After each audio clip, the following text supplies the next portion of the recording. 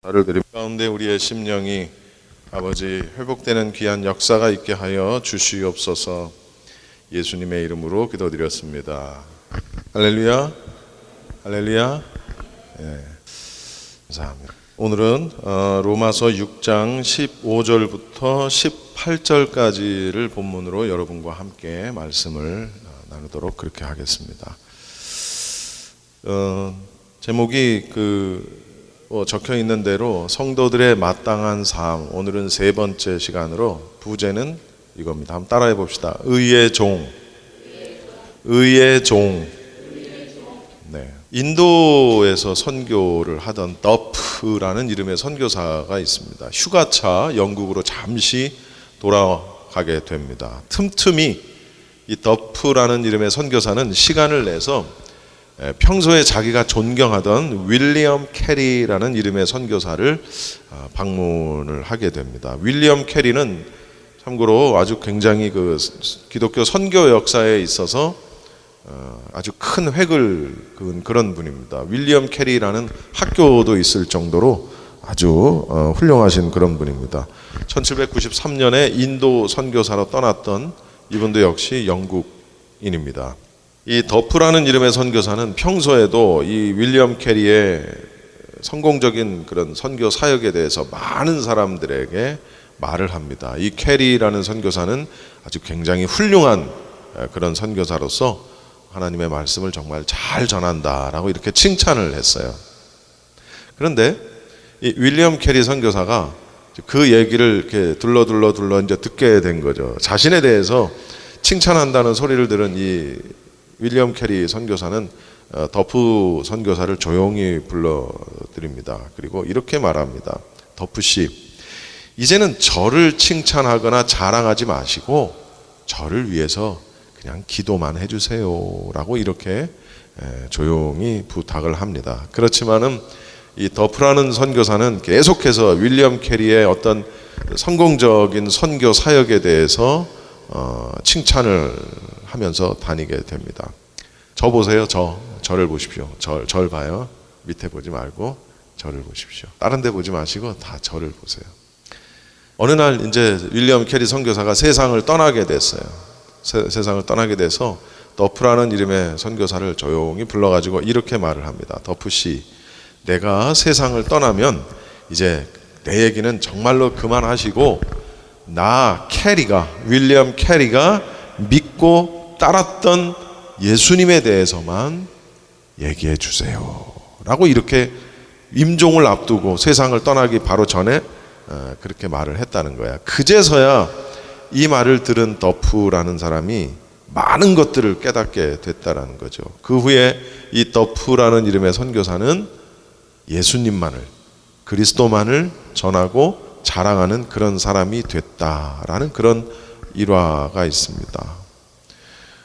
우리는 살다 보면은 그것이 교회 안에서든 아니면 직장 내에서든 아니면 평소 우리가 역사적으로 존경하는 그런 인물들이 물론 있을 수 있고, 근데 이제 중요한 거는 우리가 이제 살아 있으면서 특히 목사들에게 그런 게 더 많습니다. 목사들은 자기의 어떤 그 롤 모델이라는 게 있어요. 선배 목사님들 가운데 저분은 내가 롤 모델로 삼아서 이렇게 해야 되겠다 하는 그런 여러 가지 그런 게 있습니다. 그런데 성도들도 마찬가지인 것 같아. 결국은 성도들이 자기가 좋아하는 목사를 따라가게 돼 있는 거고, 그런 목사를 얘가 목회하는 교회에서 같이 신앙생활을 하게 되는 거 아니겠습니까? 그런데 그게 나쁘다는 것이 아니라 그것이 자칫 잘못하면 어떤 결과를 빚게 되냐면 목사를 교주로 삼기도 하고요. 또 제가 존경하는 목사, 그러니까 목사들 사이에서도요, 이름만 대면 알만한 그 교회는, 어떤 교회는 전부 그 밑에 있는 목사들이 전부 그 담임 목사의 말투, 설교 투를 따라한다거나, 그거에 더 지나쳐가지고 그분을 마치 예수님인 것처럼, 무슨 어떤 교주인 것처럼, 우리가 신천지, 구원파, 무슨 통일교, JMS 이런 것들이 이단이다, 사입이다라고 얘기하는 게 뭡니까? 그 사람을 교주로 삼기 때문에 사입이다, 이단이다라고 말을 하는 거예요. 그들도 기독교라고 얘기합니다. 목사라고 얘기해요. 다르게 얘기하는 게 아니에요. 그런데 진정한 의미에서의 목사, 그러니까 복음, 하나님, 예수님을 전하는 게 아니라 자기가 높은 자가 돼서 예수님이 앉으셔야 할 자리에 자기가 앉는 거예요.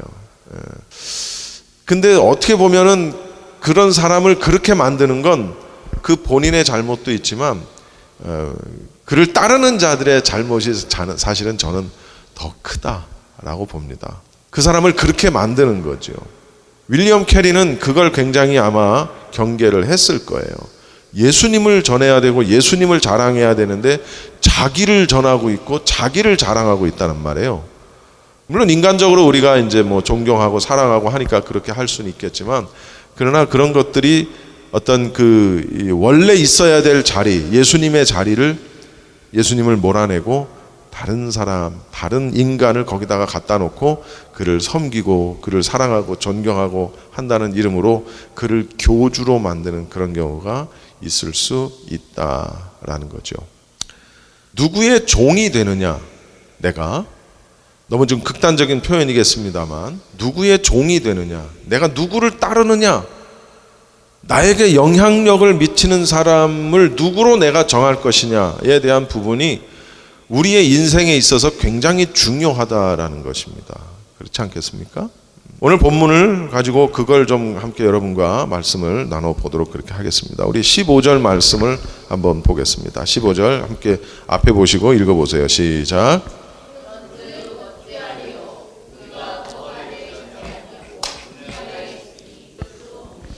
그런즉 어찌하리요?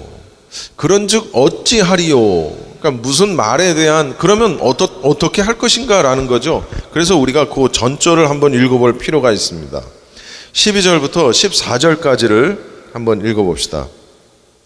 그냥 14절 한 절만 읽읍시다. 14절 시작. 죄가 너희를 주장하지 못하리니 이는 너희가 법 아래에 있지 아니하고 은혜 아래에 있음이라.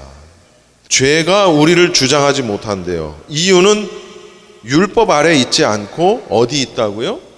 은혜 아래에 있기 때문에 죄가 더 이상 우리를 주장하지 못한대요. 그래서 15절에 그렇다면 어떻게 할 것이냐 라는 거예요. 그렇다면 어떻게 할 것이냐. 이게 굉장히 중요한 사실이 뭐냐면은, 이게 굉장히 잘못 오해가 될 소지가 굉장히 크다라는 겁니다.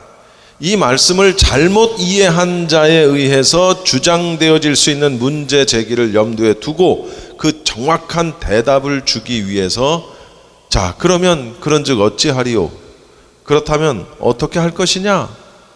라고 얘기를 하는 겁니다.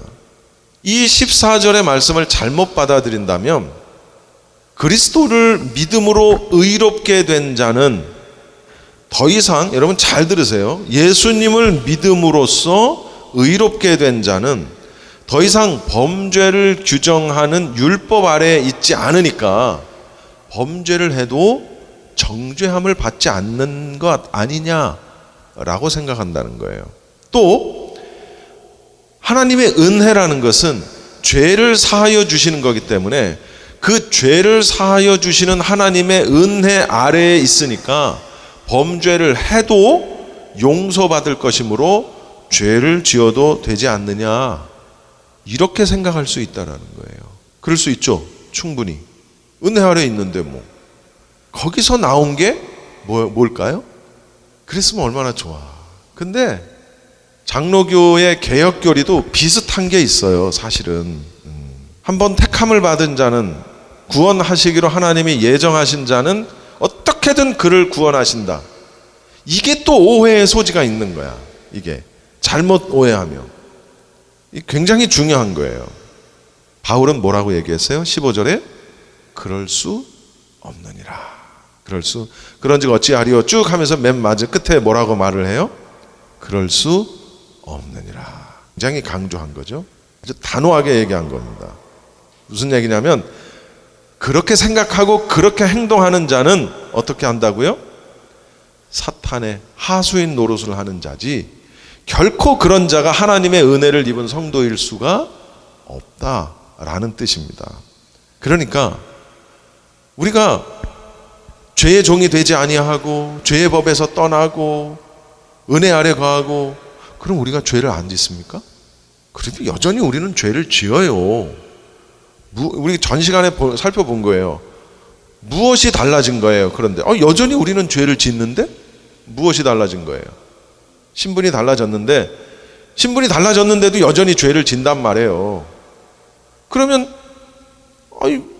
신분이 달라지기 전에도 죄를 짓고 달라진 후에도 죄를 짓고 뭐가 달라? 근데 왜 우리가 죄의 종이 아니라 그러고 왜 마치 이렇게 14절 말씀을 보면 이제 신분 변경이 됐으니까 죄를 지어도 은혜 아래 있으니까 더 이상 죄인이 안 되는 것처럼 말을 하느냐라는 거죠.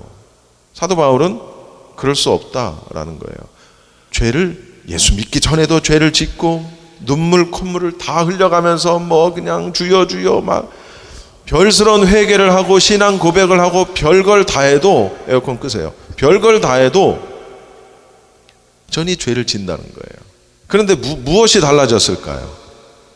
죄의 종이 됐을 때는, 즉 다시 말하면 우리가 신분이 바뀌기 전에는 죄의 종이 되는 거예요. 죄의 종이 된다는 것은 무슨 의미냐? 그 죄를 주관하는 자가 시키는 대로 하는 거예요. 종은 이따가 지금 먼저 살펴보죠. 종은요, 우리가 이제 흔히 잘 아는 말이 둘로스라는 말이 있습니다. 둘로스. 그리고 종과 비슷한 개념의 또 한 단어가 있어요. 뭐냐면 청지기라는 그런 단어가 있습니다. 이건 굉장히 차원이 다른 얘기입니다. 종은요, 둘로스, 우리가 흔히 얘기하는 종이라는 개념은 아주 철저하게 주인에게 예속된 걸 말하는 거예요. 무슨 얘기냐? 주인의 소유물이란 말이에요. 소유물. 그러니까 종은 자유가 없어. 자유가 박탈이 된 거예요. 오직 주인이 시키는 대로만 하는 게 종의 임무예요. 그것이 그의 삶이란 말이에요. 그럼 죄의 종이 됐다라는 말은 무슨 의미예요? 죄의 종. 죄의 근원은 무엇입니까? 마귀잖아요. 사탄이잖아요. 마귀 사탄이 시키는 대로밖에 할 수가 없는 거예요. 때로는 양심의 가책도 없이 시키는 대로 하고 빠져나올 수 없고 내가 거부할 수 없는 그냥 죄의 종이 돼서 하는 거예요. 그런데 신분이 변경이 된 다음에 여전히 우리는 죄를 짓는데 이거와 무엇이 다르느냐? 그전에는 덮어놓고 죄를 짓고 죄에 대한 가책도 없고 그냥 죄의 종으로서의 삶을 살지만 신분이 변경이 된 다음엔 그렇게 살지 않는다는 거예요. 여전히 죄는 짓지만 우리가 죄를 짓지 않으려고 하는 우리의 양심의 울림이 우리 안에 있고 절제함이 우리 안에 있고 거기에 휩쓸리지 않으려는, 빠지지 않으려는 그런 의지가 우리에게 있다고요.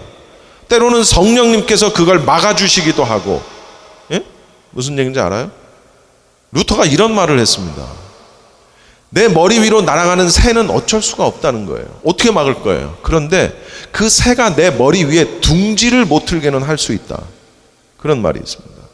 아니, 새가 지나가는데 지나가지 말라고 어떻게 해? 그러나 그 새가 내 머리에 둥지를 틀 때 확 치워버려서 둥지를 못 틀게 할 수 있는 거예요. 죄가 우리 가운데 오는 건 어쩔 수가 없는 거예요. 그건 우리는 죄성이라는 걸 가지고 있기 때문에 우리 안에 여전히 우리가 신분이 변경이 되고 하나님의 자녀가 됐지만 그럼에도 불구하고 우리는 여전히 죄성을 우리가 갖고 있기 때문에 언제든지 죄에 빠질 수 있고 죄의 길에 설 수 있다라는 거죠. 내 머리 위에 새라는 이름의 죄가 얼마든지 날아갈 수 있어요. 어떡할 수 없어요. 그런데 죄가 나에게 둥지를 트지 못하도록은 할 수 있다는 거예요. 그러니까 죄의 종이 되었을 때와 죄의 종에서부터 벗어나서 의의 종이 되었을 때의 차이는 그거란 말이에요. 그런데 이걸 잘못 이해하면은 어떻게 한다고요? 아하, 이제는 은혜 아래 있으니까 범죄해도 하나님 용서해 주시겠지. 물론 용서하시죠. 전제 조건이 있어요. 뭐예요? 회개하면. 죄의 종은 회개를 해요, 안 해요? 그러니까 우리 영 목사님이 계시록 하면서 늘 강조했던 게 있어요. 지옥엔 왜 가요? 회개 안 해서 가는 거예요. 죄를 지어서 지옥 간다고요? 그럼 우리 다 지옥 가야 돼. 예? 죄 지었지 물론. 죄는 자고로 아담 이래로 오늘날까지 앞으로도 죄를 하나도 짓지 않고 살 수 있는 사람이 없어요. 예? 하나도 어떻게 죄를 안 지어요? 새가 내 머리 위에 어떻게 날아가지 못하게 그걸 막냐고. 못 막아. 예. 그런데 어떻게 해요? 죄는 다 지어. 그것이 크던 작던 많던 적던 죄는 다 지어요. 다만 회개했느냐 하지 않았느냐, 그걸 가지고 천국이냐 지옥이냐를 결정한다는 거예요. 그러니까 요한계시록의 핵심 무슨 우리 영 목사님 목이 터져라 무슨 14만 4천이 어떠고 저쩌고 두 증인이 어떠고 짐승표가 어쩌고. 여러분, 제일 중요한 핵심 키워드는 회개입니다. 회개. 주님의 보혈로 옷을 빨아서 희게 하라. 흰 옷을 입으라. 그랬더니 어떤 목사님은 평생을 흰 옷만 입고 다녀. 아이 정말 그건 흰 옷을 입고 다니라는 게 아니지. 나는 지금 시커먼 옷을 지금 아래 위로 다 입고 있는데 그럼 나는 뭐야 이거.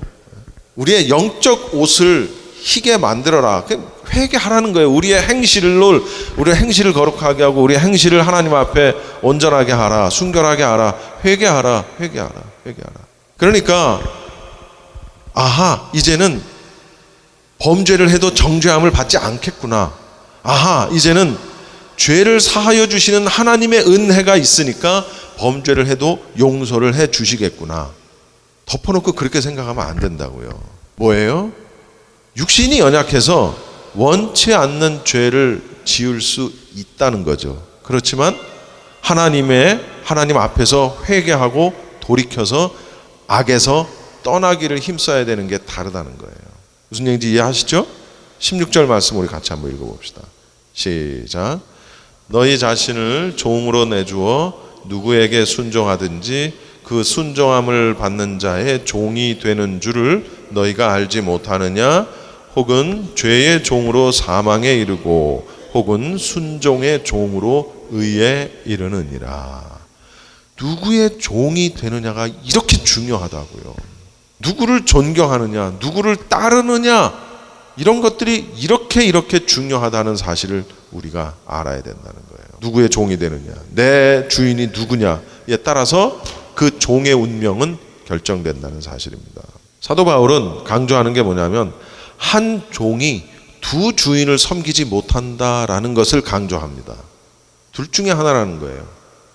오늘 말씀은 죄의 종이 되든가 아니면 순종의 종이 되든가 둘 중에 하나라는 거예요. 이 세상에 중간지대라는 건 없다는 거예요. 이것도 아니고 저것도 아니고 이것도 없고 이것도 섬기고 저것도 섬기고 그것도 없는 거예요. 그래서 하나님과 재물은 겸하여 섬길 수 없다라는 거예요. 왜? 재물도 하나님과 버금가거든. 우리가 그렇게 돈이라는 것에 대한 가치를 그렇게 올려버렸잖아요. 돈은 가만히 있는데 우리가 돈의 가치를 올려버렸어. 그래가지고 하나님과 동급으로 만들어놨어. 거의 동급으로. 그런데 성경은 말하는 거예요. 하나님과 재물을 겸하여 섬길 수 없다. 오늘 말씀도 마찬가지예요. 둘 중에 하나라는 거예요. 죄의 종이 되든가 순종의 종이 되든가 둘 중에 하나라는 거예요. 둘 중에 하나. 그런데 결과가 다르다는 거예요. 죄의 종은 어떤 결과를 가져요? 사망에 이른다. 죄의 종으로 사망에 이르고 죄의 종. 여기 오늘 본 16절에 나오는 말씀처럼 순종의 종과 대비되는 말이죠. 불순종의 종이다. 이렇게 우리가 말을 또 바꿔서 얘기할 수도 있어요. 왜 불순종의 종이라고 얘기했을까? 아담이 무슨 죄를 저질렀어요? 불순종의 죄를 저질렀어요. 그렇죠? 그렇게 만든 자가 누구예요? 마귀, 사탄, 죄의 종을 의미하는 겁니다. 그리고 이런 사람들은 앞으로 장차 하나님의 진노의 포도자를 마실 자들이에요. 그런 것들을. 그 진노를 받게 되는 자들입니다. 그러니까 죄의 지배 아래에 있는 자들은, 죄의 종이 된 자들은 결국은 어떻게 된다는 거예요? 하나님의 심판이 있고 그 다음은 어떻게 돼요? 사망에 이르고. 아니 뭐 우리도 다 죽는데 뭘 그 사망이 아니잖아요. 무슨 얘기인지 이해하시죠? 그런데 반대로 순종의 종으로 어디에 이른다? 의에 이른다.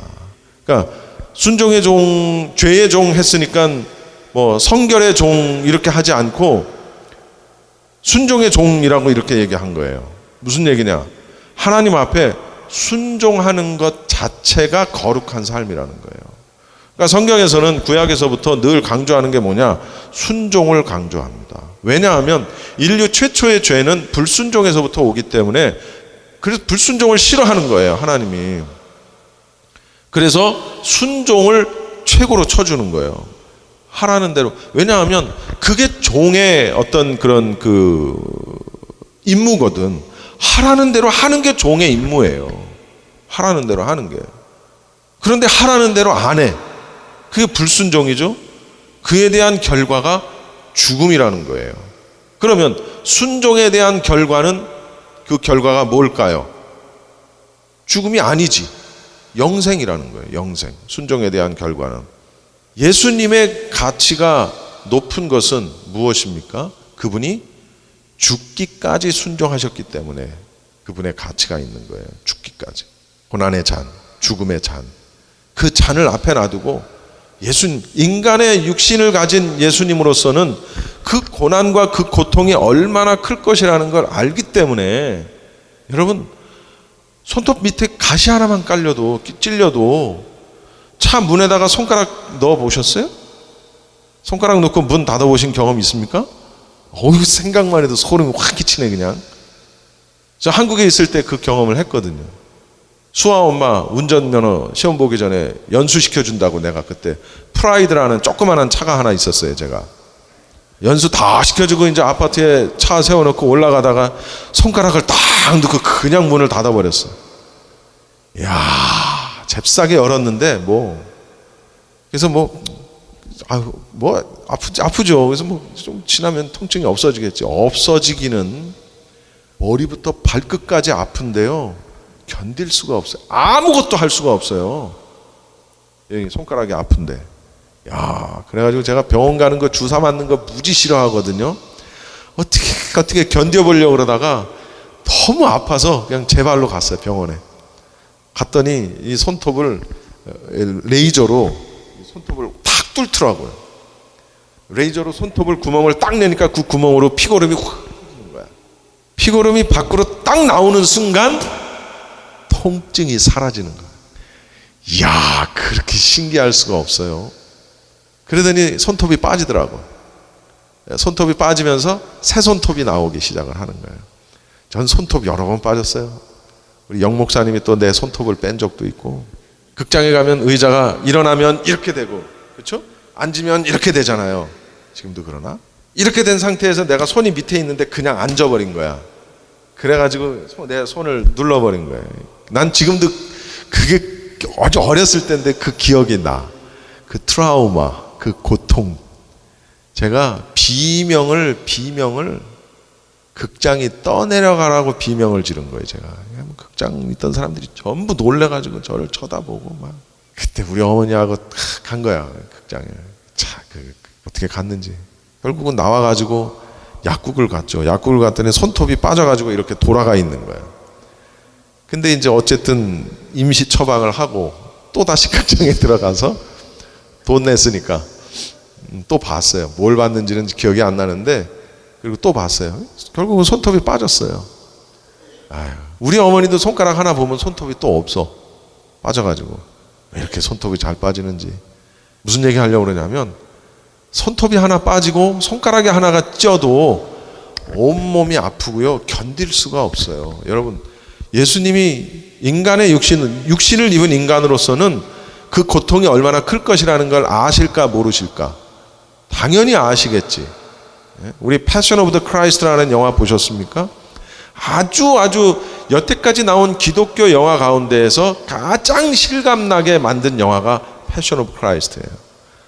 예수님이 채찍에 의해서 살점이 뚝뚝 떨어져 나가고, 그 가시면류관으로 의해서 피가 터져 나오고, 십자가에서 못 박힐 때 그 뚫고 들어가는 그런 영상들, 소리들, 그거 마시고 싶지 않으셨어요, 예수님도. 그런데 왜 그걸 마셨어요? 순종하셔야 되기 때문에. 순종하셔야 되기 때문에. 순종의 가치가 이렇게 큰 겁니다. 순종의 가치가. 그런데 그 결과는 영생으로 주어진다는 거예요. 영생으로. 그러니까 굉장히 크죠. 그 순종의 종을 우리가 다른 말로 뭐라고 얘기하느냐? 의롭다, 인정을 받는다, 이렇게 얘기를 하는 겁니다. 17절 말씀 봅시다. 시작. 하나님께 감사하리로다. 너희가 본래 죄의 종이더니 너희에게 전하여 준 바 교훈의 본을 마음으로 순종하여 하나님께 감사하리로다. 뭐를? 그게 이제 18절에 나오는데 좌우지간 의의 종이 된 것을 감사한다라는 겁니다. 로마 교회 교인들은 복음을 받아들인 이후에 변화된 모습을 보였어요. 그에 대해서 사도 바울이 감사하는 거예요. 왜? 너희가 본래는 누구였다고요? 죄의 종이었다. 죄의 종. 너의 원래 정체성은 죄의 종이었다는 거예요. 인류의 대표인 아담의 범죄 이래 모든 사람이 처하게 된 상황을 얘기하는 겁니다. 누누이 강조했지만 아담의 후손된 모든 인간은 그 죄책을 다 전가받기 때문에 죄의 성향까지도 다 물려받아서 모두가 다 죄인된 신분을 갖게 되었다는 거예요. 그런데 제가 지난주에 뉴스를 보면서 정말 기함을 할 뉴스를 하나 봤습니다. 인류학자인 도널드 조앤슨이라는 사람이 1974년에 에티오피아의 한 북부 지역에서 화석을 탐사하다가 인간의 것이 확실해 보이는 팔꿈치뼈 하나를 발견을 했어요. 그 다음에 다리뼈를 발견을 하고 턱뼈를 발견을 하고 발굴을 하고 이렇게 해가지고 하여튼 발굴된 걸 다 조립을 하니까 키가 1m 20에 몸무게 27kg쯤 되는 한 여자의 모습이 완성이 됐어요. 그런데 뭐라고 그러는지 아세요? 그게 인류 최초의 인류로 알려진 루시래요. 루시. 보여드릴까요? 저게 우리 인류 최초 인류래요. 나 닮은 것 같지 않아요? 잘 보이실라나? 내가 저기 있네? 야, 여러분, 제가 기함을 했습니다. 이게 최초의 인류로 알려진 루시래요. 루시. 이 루시의 두뇌는 침팬지 정도로 작고 치아는 저 보다시피 커서 인류보다는 오히려 침팬지 쪽에 더 가까웠다. 하지만 확실하게 서서 걸은 골격 구조를 이루고 있고 그 서서 걸은 직립보행은 이 루시에게 최초의 인류 지위를 부여했다라는 겁니다. 이게 우리 조상이래요. 최초의 인류래요. 그리고 뭐라 그러는지 아세요? 이 루시의 사망 원인이 뭐냐? 높은 곳에서 떨어져 발생한 추락사라는 연구 가설이 과학저널 네이처지에 발표가 됐습니다. 여러분, 가설이 뭔지 아십니까? 가설? 가설이라는 거는 거기 내가 뜻을 써놨는데 읽어봅시다. 시작. 어떤 사실을 설명하려고 임시로 세운 이론, 실제로 없는 것을 있는 것으로 침. 이게 가설이에요. 그러니까 없는 거야, 아닌 거야. 그런데 가설을 그렇다라고 세워놓고 그걸 맞추기 위해서 여러 가지 이론들을 막 하는 거예요. 가설을 세워놓고 실제로 없는 걸 있는 것으로 치는 거예요. 루시가 인류 최초 인류래. 그리고 그는 높은 데서 떨어져서 죽었다, 추락사했다라는 가설을 세워놓고서는 그 다음에 어떻게 했느냐? 그 가설에 따르면 높은 나무 같은 데서 떨어지면서 그 충격을 흡수하기 위해 팔을 땅에 댔는데 그 과정에서 어깨뼈하고 등이 골절이 됐고 그 영향으로 장기가 손상이 돼서 죽었대. 이야, 이렇게 죽은 사람 많을 텐데 인류 역사상 이런 식으로 해서 죽은 사람이 얼마나 많을까? 무지 많았겠죠? 이 루시라고 이름되어진 저 이 뼈 이런 게 죽었다. 1m 27kg의 여자다. 저 아까 그 침팬지 같이 생긴 저 인류의 최초라는 사람이 1000년 전에 죽은 사람일 수도 있는 거고 2000년 전에 죽은 사람일 수도 있는 거고 근데 그게 인류 최초의 인류 대표래. 그리고 그가 높은 곳에서 떨어져 죽었대. 근데 그게 다 가설이야. 가설. 여러분, 진화론을 얘기하는 사람들의 그 교과서에 나오는 내용을 보면요, 다 가설입니다. 가설을 세워놓고 그걸 증명한답시고 화석을 발견을 하고 뭘 하고. 제가 과학자는 아닙니다만 제가 분명하게 말씀드릴게요. 인류의 조상이자 대표는 아담입니다. 여자가 아니고 남자입니다. 그는 처음부터 직립보행을 했으며 그는 원숭이에게서 진화되지 않고 하나님께서 직접 손으로 만드셨습니다. 창조하셨습니다. 할렐루야. 이게 진실입니다. 언제 태어나서 언제 죽었는지도 모를 1m 27kg의 여자의 뼈를 갖다 놓고 그게 왜 그냥 루시퍼라고 하지? 왜 루시라고 해? 그냥 루시퍼 하고 해버리지. 이름도 그냥 루시래. 퍼자만 딱 빼고. 여러분, 얼마나 세상이 악한 줄 아십니까? 우리 애들은 또 그런 걸 배운다고요. 저도 배웠어요. 저도 학교에서 다 배웠어요. 그리고 학교에서 가르치는 건 다 진리로 알아. 창조론을 얘기하면 그건 그냥 종교적인 얘기인 거고, 그건 진리가 아니는 거예요. 그런 건 아예 가르치지도 못하고, 이런 겁니다. 이런 거예요. 그런 인류의 대표 아담이 하나님 말씀에 불순종함으로 인해서 죄인의 신분을 갖게 되었고, 그 신분이 오늘날까지 영적인 유전으로 인해서 우리에게 전해진 겁니다. 다시 말하면 예수님이 언제 오실는지 모르지만 예수님이 오시는 때까지, 그 전까지 태어나는 모든 인간은 죄의 신분을 가지고 태어난다는 사실이에요. 그래서 원래 우리는, 오늘 말씀대로 본래 우리는 죄의 종이었어요. 본래 우리는 죄의 종이었어요. 그런데 죄의 종이었는데 다시 17절로 돌아가서 너희에게 전하여 준 바 교훈의 본. 누가 어떤 걸 전해줬을까요? 바울을 비롯해서 수많은 전도자들이 복음을 전했겠죠. 기독교의 진리를 전했겠죠. 바울이든 누구든 복음 전도자들이 전한 기독교의 근본 진리는 그 내용이 다 똑같습니다. 시대와 장소, 인종을 불문하고 모든 성도들이 다 신앙의 표준으로 삼아야 할 내용입니다. 그게 오늘날까지 전해졌고요. 악한 영들은 그 전해진 표준된 교훈의 본을 어떻게 해서든지 왜곡시키려고 안간힘을 쓰는 거예요. 어떻게 해서든지. 성경이 진리가 아니다라는 사실을 어떻게 해서든지 사람들에게 가르치려고 죽을 힘을 다하는 거예요.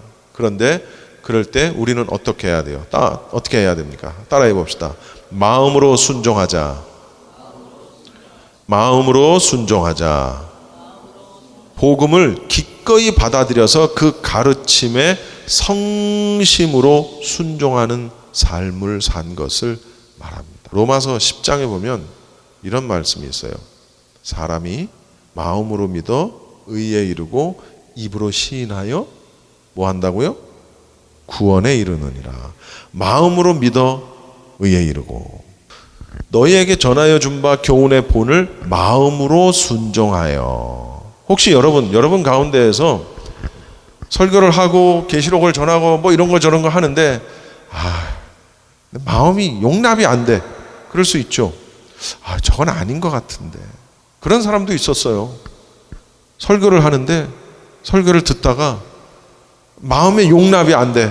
그러면 그걸 표시를 해. 이렇게 설교를 하고 있는데 다 읽을 수 있지. 저게 뭔 소리지? 저건 아닌 것 같은데. 이런 표정. 여러분, 마음으로 시인하는 거, 마음으로 순종하는 게 첫 번째예요. 그 다음 그걸 내 입으로 아멘 시인하는 거 중요한 거예요. 율법에 대해서 마지못해 순종하는 건 다르고요. 그거와 다르고요. 죄의 권세에 대해서 두려움 때문에 순종하는 것과도 다르다는 사실을. 때리니까 할 수 없지 뭐. 이거 아니라는 거예요. 율법에 있으니까 하라니까 그냥 한다. 아니라는 거예요. 순종은 그런 게 아니라는 거예요. 마지막 절 18절 한번 읽어봅시다. 시작. 죄로부터 해방되어 의에게 종이 되었느니라. 해방되어 면제받다. 속박에서 자유롭게 되다. 여러분, 노예가 종의 신분에서 벗어나게 되는 것을 뭐라고 얘기할까? 해방이라고 얘기하는 거예요. 속박받고 억압받고 해방되는 거예요. 그런데 종이 해방되고 자유롭게 되기 위해서는 반드시 뭐가 필요한 줄 아십니까? 대가가 필요해요. 그렇게 될 수 있도록 누군가가 값을 지불해야 된다는 거예요. 종의 신분에서부터 자유인의 신분으로 벗어나게 되게 하기 위해서는 반드시 그를 위한 대가가 지불이 돼야만, 값이 지불이 돼야만 그게 가능할 수 있다라는 얘기입니다. 해방된다. 죄의 종에서부터 의의 종으로 신분이 변경되었다라는 얘기입니다. 더 이상 죄가 우리를 지배할 수 없다라는 거예요. 우리는 여전히 죄성을 가지고 있으나, 그러나 죄가 전에는 나를 지배해서 내가 죄의 종이 돼서 살게 했지만은 의인이 되고 난 다음부터는 그래도 여전히 죄성은 우리 가운데 있지만, 그러나 그때부터는 죄가 나를 지배하지 못한다는 거예요. 내 머리 위에 둥지를 트지 못한다는 거예요. 전에는 내 머리 위에 둥지를 텄어. 날아가는 것도 물론이지만은 내 머리 위에다가 똥도 싸고 둥지도 트고 거기서 새끼도 치고 별짓 다 했어요. 그래도 가만히 있었어. 그런데 지금은 그렇지 않다는 거예요. 죄의 지배를 받지 않는다라는 거죠. 그렇게 해방자가 되기 위해서 노예 신분에서 해방을 받을 수 있는, 자유인이 될 수 있는 건 값이 필요하다고 그랬죠. 대가가 지불돼야 된다고. 그 대가, 값이 누굽니까? 그게 바로 예수 그리스도라는 거예요. 할렐루야. 예수 그리스도. 이게 우리가 예수님만을 믿어야 하는 이유라는 거죠. 구원을 줄 만한 다른 이름을 우리에게 주신 적이 있다 없다? 없어요. 그게 오직 예수. 오직 예수. 오직 믿음. 오직 은혜. 오직. 그런데 다른 이름도 있다. 너도 구원이 있다. 나도 구원이 있다. 다 가짜입니다.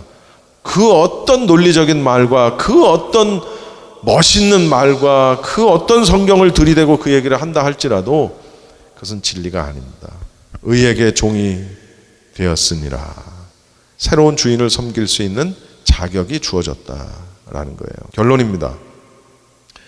의의 종, 순종의 종, 하나님의 종, 이건 다 같은 말입니다. 봅시다. 의의 종, 같은 말인데 의의 종이라는 것은 죄에서 해방된 결과적인 측면으로 볼 때 의의 종이라고 말을 하는 것이고, 그럼 순종의 종은 성도들의 생활 태도의 측면에서는 그걸 순종의 종이라고 하는 거예요.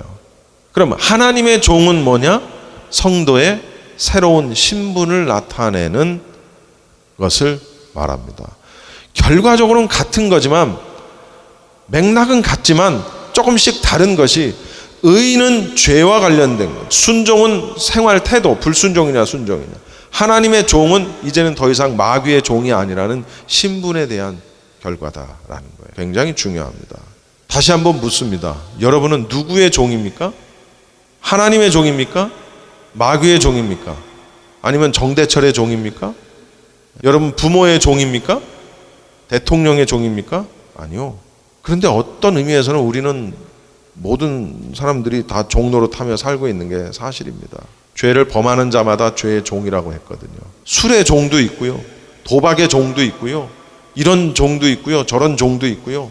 사실 우리가 따지고 보면 다 하나씩은 다 걸릴걸요. 저를 포함해서 다 하나씩은 다 걸릴 거예요. 핸드폰의 종은 아닌가? 스마트폰의 종, 게임의 종. 뭘 엄마 얘기하고 있고 엄마는 딸 얘기하고 있고 다 똑같을 건데. 바울은 자기 자신을 종이라고 얘기하는데요, 철저하게 하나님의 종으로, 예수 그리스도의 종으로 말을 합니다. 이제부터 저를 포함해서 여러분 모두가 다 나는 누구의 종, 이것의 종, 저것의 종 다 안 되고요. 오직 누구의 종?